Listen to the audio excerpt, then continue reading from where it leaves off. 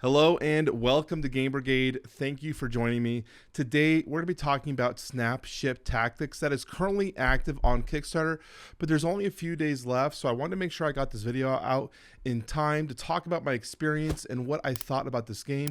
So if you're looking for more information or if this is a game that maybe you haven't seen, stay tuned for that because I think you might like this one.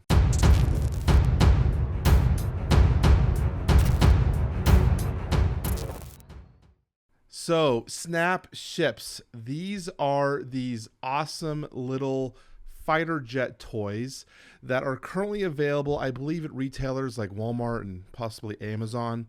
And they are Lego-like, and I say Lego-like just to kind of give you guys an example of what the experience is of constructing these. But they are snap-together models that you can perform and build different types of craft.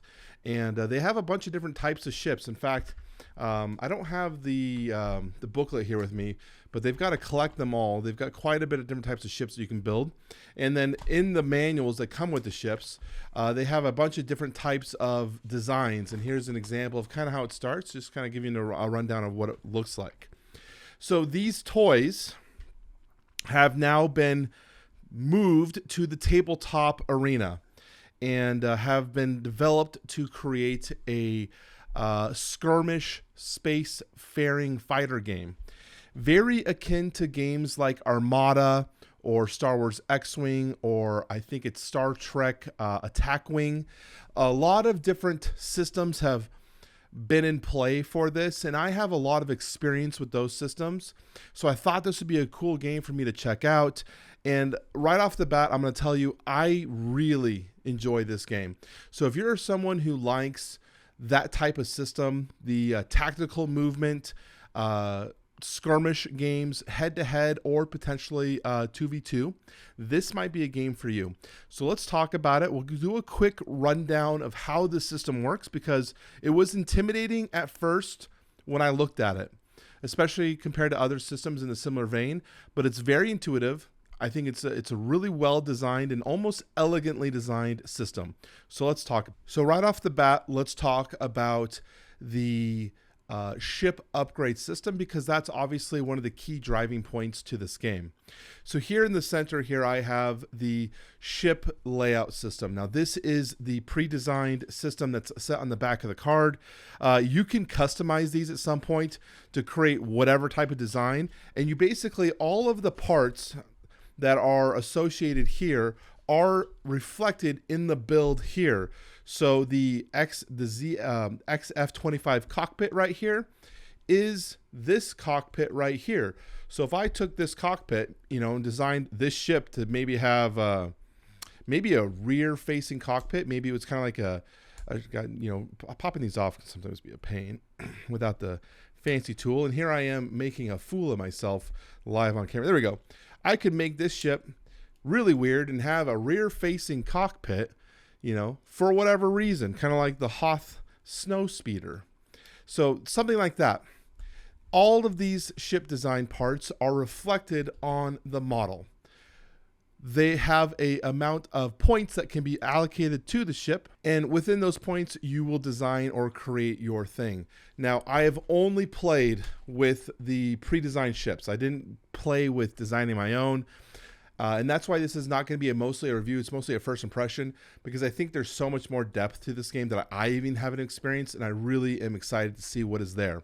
So, with the ship design, you will create your ship. You'll place everything here.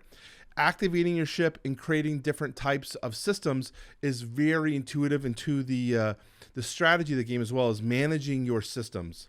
The way it works is you'll have these blue cubes, and they are your activation cubes. You have a number up here in the top of your card that will indicate how many you have. This ship has 7. On your turn, you're able to activate as many of your upgrades as you want, knowing that you're only going to be able to get back 5. So if I do all 7, I'm only going to get back 5, so there's going to be 2 remaining out there. If there are any cubes remaining on a system the next turn, those cannot be activated for that coming turn. So for example, if I want to use my jump jets and boost up, it'll cost 2. And I'll do the ability to rotate and then a long forward move, which uses these rulers. If I decide I want to shoot with my autocannon, I use these 2 cubes. There's a drawback at some of these upgrades though, and these are these red cubes. So let's say I want to have a really offensive first attack. So I use my autocannon and I'm going to use my missile pods. Now I've got all these cubes on. When I pull my cubes back, I have to pull only 5. If I pull the red cubes off, that's good because it's going to let my systems work, but obviously I'm going to have a lot of systems unable to be worked. If I leave these red cubes there though, if my opponent strikes me back and they get a critical or somehow disable a part and they choose my missile pods, each of these red cubes will do an extra damage to my hull, which is obviously the counterpoint of what you want to do because that will effectively kill you. So we have to try to manage how many of these massive abilities we're going to do, as well as our system. And we'll talk about that when we get towards the balancing discussion. So ships will activate systems. Let's put my cockpit back on my fighter. They're going to be activating systems. They'll be rotating using this dial. You'll place your ship in the dial. You'll rotate it in terms of like a 45 or 90 degree. And then you will use these rulers to move them along the track. Very similar to games like X-Wing and Armada, if you've played those. Very simple maneuvers, actually very clean. And the system has either a short move, which is this one here, or a long move. And the card will indicate to you which one you need to do, if it's an L or S. So that is the game in terms of how the system works. You're going to be activating abilities, shooting at your opponents, rolling dice, and dealing damage. But let's talk about each individual section in terms of deployment, maneuvering, combat, and overall thoughts. And you can get a good idea of what I think about SnapShips. First off, deployment. Very similar to a lot of games, but there are things that are different in the fact that ships deploy off the game board, and then when it's your turn, you'll be deploying it onto the screen. So being first player, you obviously have no idea where your opponent's going to go, so you're going to deploy it, and then you move, and your opponent's going to come in. So it's an interesting aspect in that regard.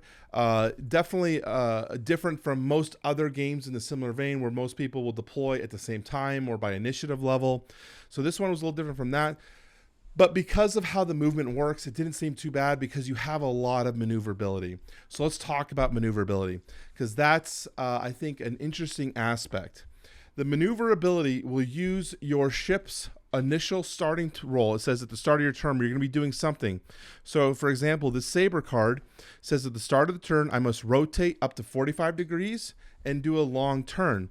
So if I'm rotating up to 45 degrees, I'll place this dial here and I have to choose up to 45 degrees. So I can do, say, something like that. And then I will move, aligning the dots and then complete maneuver. If you land on a obstacle such as an asteroid or these ice clouds, they're actually more beneficial. A lot of other games will have hazards where you're trying to avoid the hazards. These ones create benefits where they're going to give you extra defense or clear venting and whatnot. So these are actually kind of beneficial. And so players are going to be maneuvering. So that right there was my initial maneuver. I could do a Talon roll, which they just call a move, but it's effectively a Talon roll. I can do a short move where I would then do a move like this. Let's say a small move, just move like this. And then I could rotate, it says rotate for up to 45 degrees. And then I could do something like that. So you can get a lot of interesting kind of movements back and forth. So the maneuvering aspect is very important to this game. And when you have ships that have sometimes interesting maneuverabilities like this guy, where he's going to want to just kind of spin around in circles and try to ram into the opponent, comparatively to this guy who's going to want to try to zoom past the opponent and try to get targeting shots in the rear of the ship where they're going to try to flank. There's a lot of interesting maneuvering abilities with the ships. And each of these builds that are in these decks have different types of designs where the ships are going to be more beneficial at specific things. Maybe it's going to be more maneuverable but less damaging, or maybe it's going to be very damaging but less maneuverable. Whatever. They're going to have a bunch of different systems in that. So let's talk about the combat, because the combat is interesting. It was probably one of the weaker aspects, but not to say that's bad. It's just maybe different for me in terms of my experiences. So with combat, you will activate your system. So let's move that over. Let's say I'm activating my autocannons. My autocannons have a range of 1 or 2. So if I'm in range 1 or 2, which on the ruler is range 1 is this whole half section, range 2 is the entire ruler. If you have guns that go up to range 4, you will use 2 rulers to indicate up to range 4. So this gun shoots up to range 2. It tells you how many dice you're going to be collecting. So this one would be 4 dice. And then it's going to tell you what the hit is plus your opponent's dodge.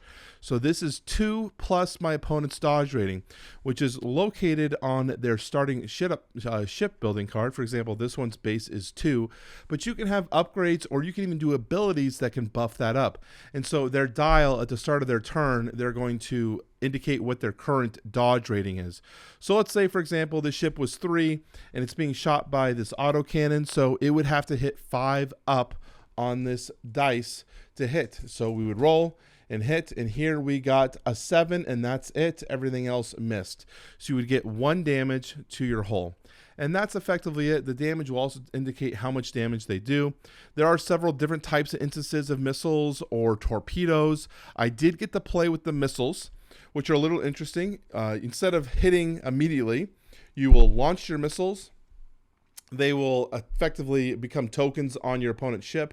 And at the end of your opponent's turn, they will hit. So your opponent's going to have an opportunity to shoot those missiles down before they get taken damage, which is an interesting aspect because it forces your opponent to react to your missiles rather than reacting to you, which is something you'd want to do in most cases. So missiles are very powerful. Overall, though, combat reminded me mostly of, say, Warhammer 40K, where you're trying to do 5 up and you're counting your different types of what is your chance to hit.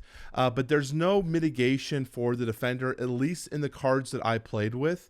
So the only mitigation they have is in terms of where they are hiding in debris field. So your maneuver phase is important, or what your base dodge rating is plus any activated abilities.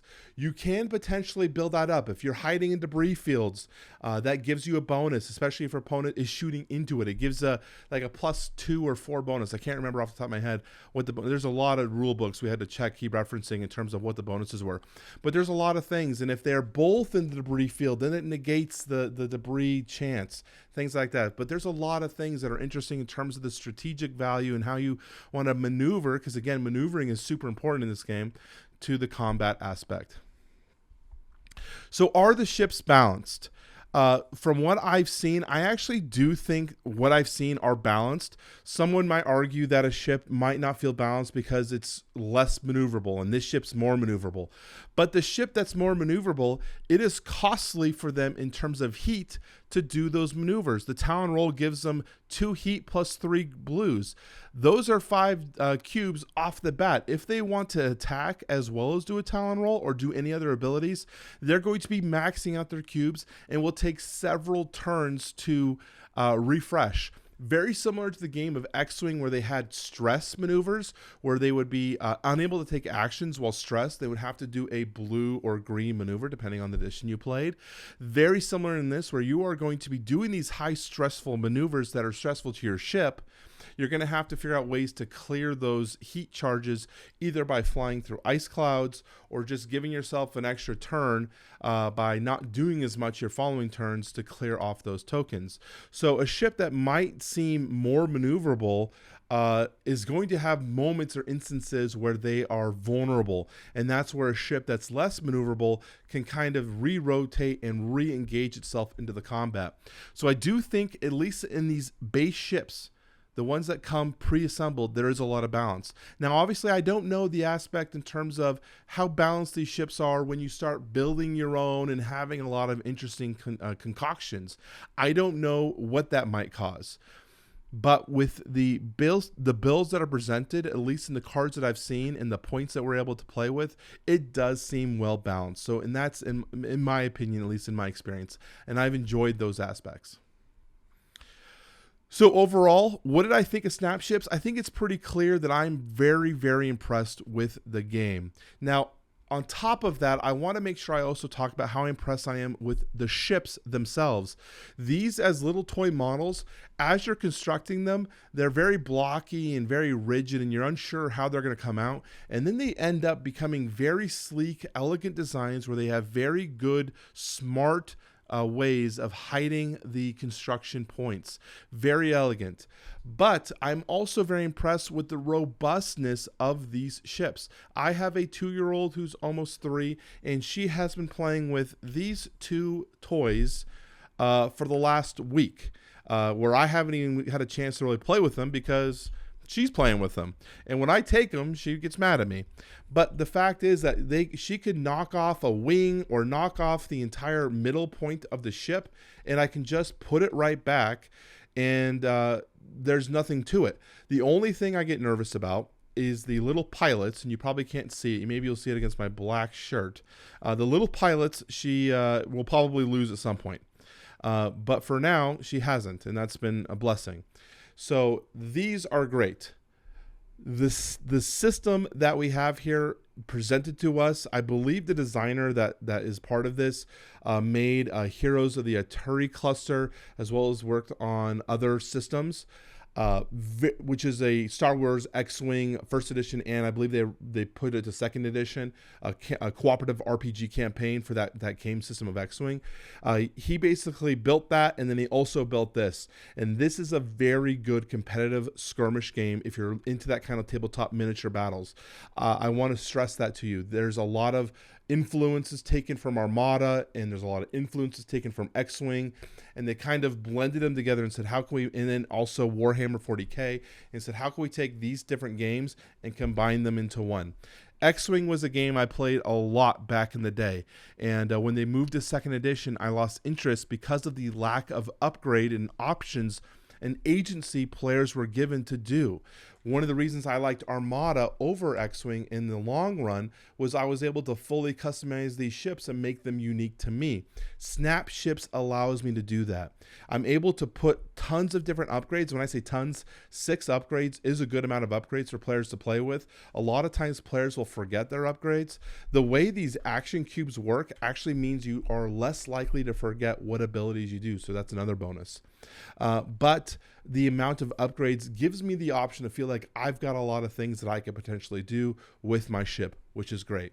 I've seen some comments on the Kickstarter, and I'm going to go on a limb here and maybe answer for the dev. I'm not sure, maybe I'm completely wrong, but I've had people ask, or I've seen people ask, if a ship gets damaged, let's say the cockpit gets damaged, which you would then flip it over and show it's damaged, does it come off the model? And I would argue no, but a lot of people keep asking, oh, are these destructible? Are you going to be knocking off the wings if the wings get shot off? Is it battle damaged? No, I mean, you can do that. That makes it seem so fiddly to me. But from what I can gather, the system is not made to be destructible in that way. So that's something I've been wanting to answer. I saw it in a few Kickstarter comments. So if that's your question, is this a destructible game? No, but they are very maneuverable. I mean, you can see there's a lot of moving parts with these ships. It's so cool. I play with these toys way more than I should. They're just so neat. So that's it. I've been very, very impressed with SnapShips. I hope you guys like this crazy wonky review. I know I kind of went off the handles a little bit in terms of discussing everything, but I've been very, very impressed with this system, and I'm excited to be back in this game and getting this game to when it's in production, the final production copy, because I think it'll be a really cool game to add to my collection along with my Armada and X-Wing. So that's it. I'm going to wrap this up. Thank you guys for watching. If you liked the video, make sure you leave a comment, subscribe, like, all the things on YouTube. Otherwise, thanks for watching. I will talk to you very soon. Bye-bye.